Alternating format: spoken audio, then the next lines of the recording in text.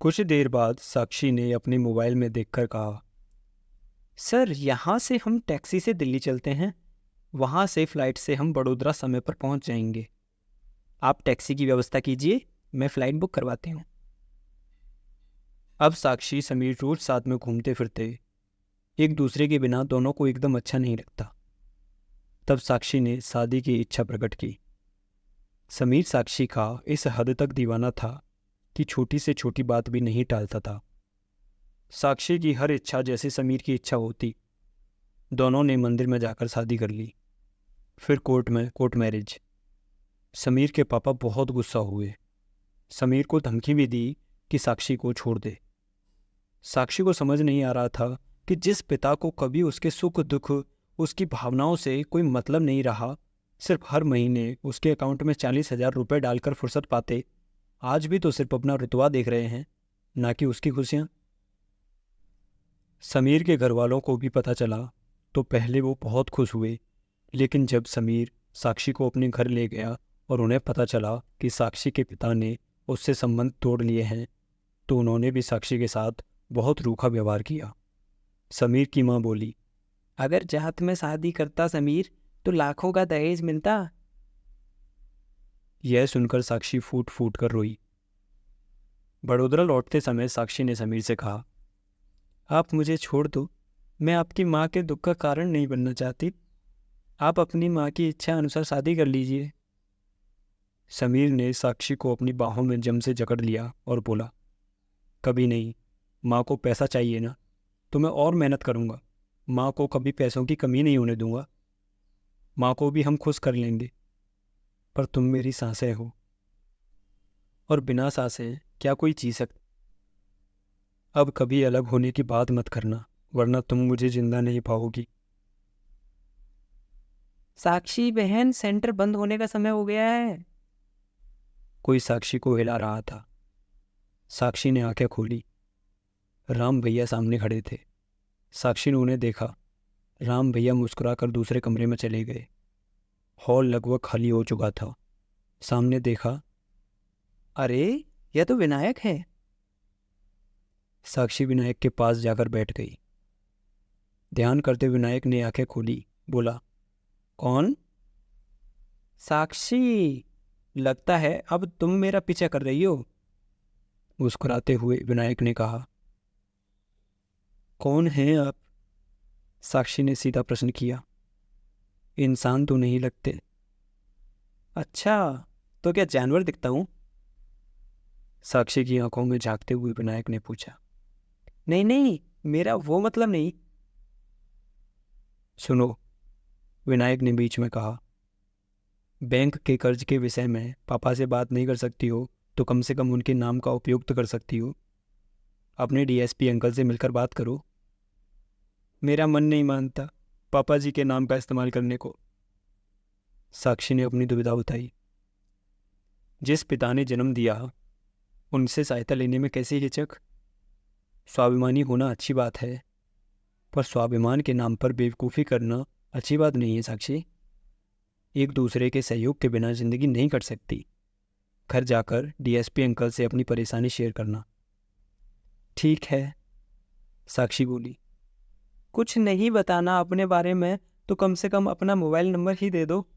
आपसे मैं काफ़ी कंफर्टेबल महसूस करती हूँ। साक्षी बहन, इस जहान में आ जाओ अगर आपका ध्यान खत्म हो गया हो। राम भाई ने कहा, बस आपके कारण ही मैं रुका हुआ हूँ, बाकी सब तो चले गए हैं। विनायक भी तो है। साक्षी बोली। कौन विनायक? आप अकेली बची हो, इसलिए मैं भी 1 घंटे से सिर्फ आपके लिए रुका था। आप ध्यान में थी। अच्छा। हाँ साक्षी बहन, 1 बज गया, इसलिए मुझे आपको डिस्टर्ब करना पड़ा। क्या? 1 बज गया? साक्षी हड़बड़ाकर बड़बड़ाती भागी। सूर्या के स्कूल की छुट्टी हो गई होगी। साक्षी स्कूटी चला रही थी। उसके आंखों से आंसुओं की धारा बह रही थी। उसे समझ नहीं आ रहा था कि किससे बताए अपनी बेताबी। उसका दिल चाह रहा था अभी समीर आ जाए और उसे बाहों में भर ले, उसकी बाहों में वो पिघल जाए, पर यह संभव नहीं था। यूं ही कसमकश में समय बीत रहा था। बेजान सी साक्षी दूर दूर तक नजर घुमाती तो कोई भी तो उसे अपना नहीं दिखता। ना कोई बुआ, ना मौसी, ना ही मामा मामी। उसकी मम्मी अपने माता पिता की इकलौती संतान थी। पापा लोग दो भाई थे, तो बड़े पापा अमेरिका में सेटल हो गए थे। 11-12 साल की उम्र में ही उसने अपने बड़े पापा को देखा था। साक्षी सोचती, जैसे जैसे बढ़ती जनसंख्या के चक्कर में परिवार छोटे होते जा रहे हैं, वैसे वैसे दुख सुख बांटने वाले भी खत्म होते जा रहे हैं। साक्षी वर्तमान में कम और समीर की यादों में ज़्यादा जीती। आवाज़ टोकती, साक्षी कॉलेज जाना शुरू कर दो यार। और साक्षी बहाना बनाती, दीदी अपने से 7-8 साल छोटे लोगों के साथ कैसे पढ़ूंगी। वह आवा को नहीं समझा सकती थी कि समीर की यादें बसी हैं उस कॉलेज में। 1 बजे करीब साक्षी सूर्या को स्कूल से लेकर लौटी थी तो उसने देखा गेट पर अमर सिगरेट पी रहा था। साक्षी तनाव में आ गई। उसने ताला खोलकर सूर्या को अंदर भेज दिया। अमर बोला, मैडम और कितने चक्कर लगवाओगी। भैया कहा ना कुछ दिन में दे दूंगी। कुछ दिन मतलब कितने दिन। 4 महीने से चक्कर काट रहा हूँ, अब धैर्य खत्म हो गया।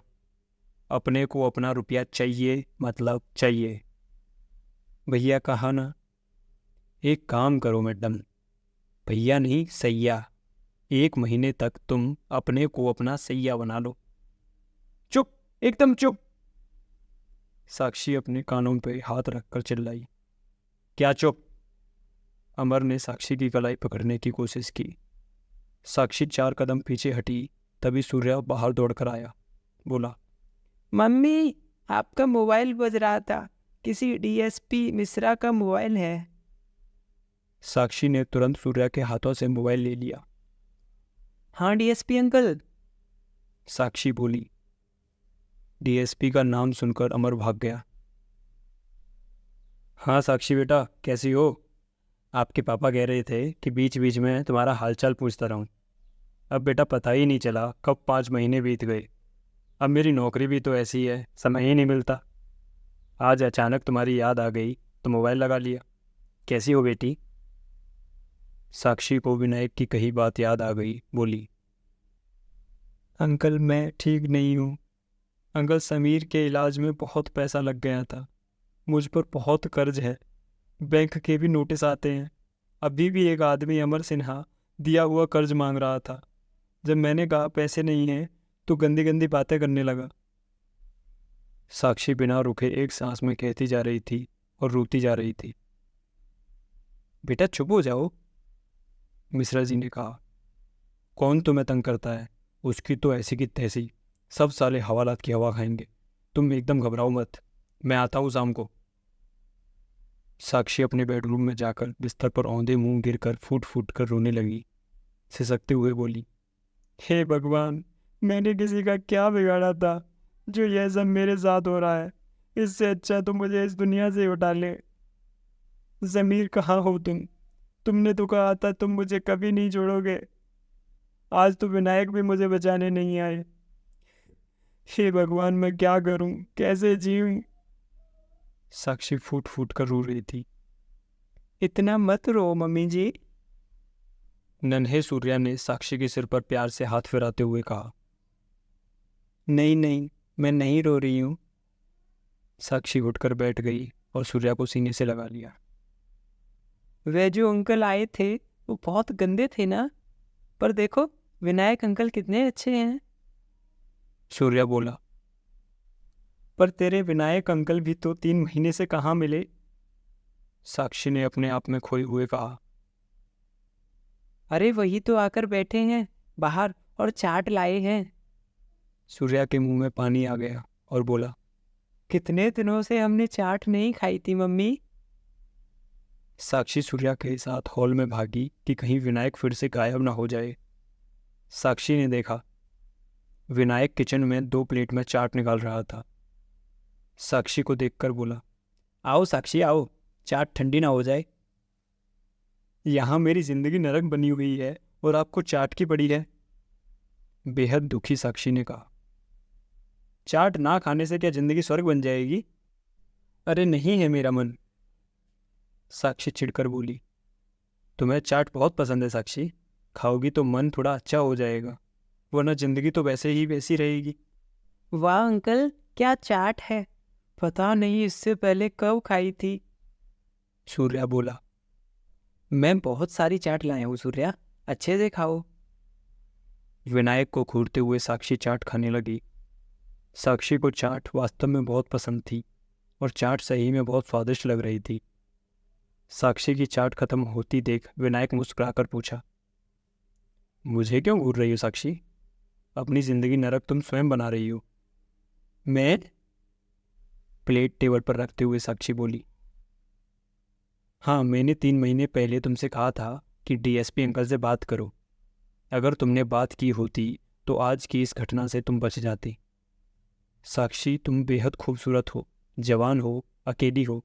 अपने आप को सुरक्षित रखने के लिए तुम्हें सावधान रहना होगा। मरना तुम्हारे हाथ में नहीं है, पर कैसे जीना है यह तुम्हारे ही हाथ में है। अकेले ज़मीर के बिना मुझसे नहीं जिया जाएगा। आप कोई आम इंसान नहीं हो, यह तो मैं समझ गई। आप कुछ भी कर सकते हो, यह मैं एक्सीडेंट वाले दिन ही समझ गई थी। प्लीज़ एक बार मुझे समीर से मिला दीजिए। विनायक हंसा, बोला, ये कैसी बच्चों वाली बात है? मरे हुए इंसान से भला कोई कैसे मिल सकता है? नहीं मिल सकता, पर मुझे मिलना है। मजाक है क्या? आपके लिए तो सब मजाक ही है। साक्षी की आंखों से आंसू बह रहे थे। बोली, आप सब जानते हो, आप जानते हो मुझे इस जीवन में सिर्फ समीर का ही प्यार मिला। मेरी मम्मी जी की डेथ के बाद मैं सोचती थी कि कोई होगा मेरा जीवन साथी जिसके सहारे मैं जीवन काट लूंगी। फिर समीर जैसा प्यार करने वाला मिला भी, लेकिन सिसकती हुई साक्षी आगे कुछ नहीं बोल पाई। साक्षी, हिम्मत रखो, सब ठीक हो जाएगा। साक्षी विनायक के पैरों पर गिर पड़ी और उसके पैरों पर सिर रखकर फूट फूट कर रोने लगी। प्लीज़ एक बार मुझे वहां ले चलो जहां समीर है, प्लीज़। ऐसा नहीं हो सकता साक्षी, अपने पैरों से साक्षी को हटाते हुए समीर बोला। नहीं हो सकता? रोती हुई साक्षी ने विनायक को धक्का देते हुए कहा। तो क्यों मुझे हर बार बचाने आ जाते हो? क्यों सिर्फ मुझे और सूर्य को ही देखते हो? क्यों जब कोई व्यक्ति आता है तो सूर्य सो जाता है और उठने के बाद उसे तुम याद नहीं आते, और सामने आते हो तो उसे याद आ जाते हो? क्यों? क्यों? क्यों? क्या आप मुझे पागल बनाते आए हो? नहीं साक्षी, तुमने हमेशा अपनी जिंदगी मेरे भरोसे जी है। अब जब तुम्हारा भरोसा टूटने लगा तो मैंने तो आना ही था। मैंने सिर्फ भगवान पर भरोसा किया था, तो क्या आप परमात्मा हो? वह तो नहीं। विनायक ने गहरी सांस ली, पर उसका अंश जरूर है। तो फिर मुझे समीर के पास ले चलो ना। साक्षी ने विनायक को झकझोर दिया। तुम तो जानती हो, समीर का शरीर तो अग्नि के हवाले हो गया था, बस यहाँ से उसकी आत्मा गई थी। कहाँ है उसकी आत्मा? मुझे वही उसकी आत्मा के पास ले चलो। साक्षी गिड़गिड़ाई। समीर की आत्मा तो आत्माओं के जहान में है, वहां पर बिना मरे नहीं जा सकते साक्षी। तो मुझे मार डालो। अभी तुम्हारे जीवन में बहुत कुछ शेष है साक्षी। मैंने अपने जीवन में जितने भी पुण्य किए हैं उन सब का वास्ता, मुझे वहां ले चलो। यह तुमने क्या कह दिया साक्षी? साक्षी ने हाथ जोड़ लिए। ठीक है, कल नर्मदा के घाट पर आ जाना, मैं तुम्हें ले चलूंगा आत्माओं के जहान पर। आगे की कहानी जानने के लिए सुनते रहिए आत्माओं का जहाज।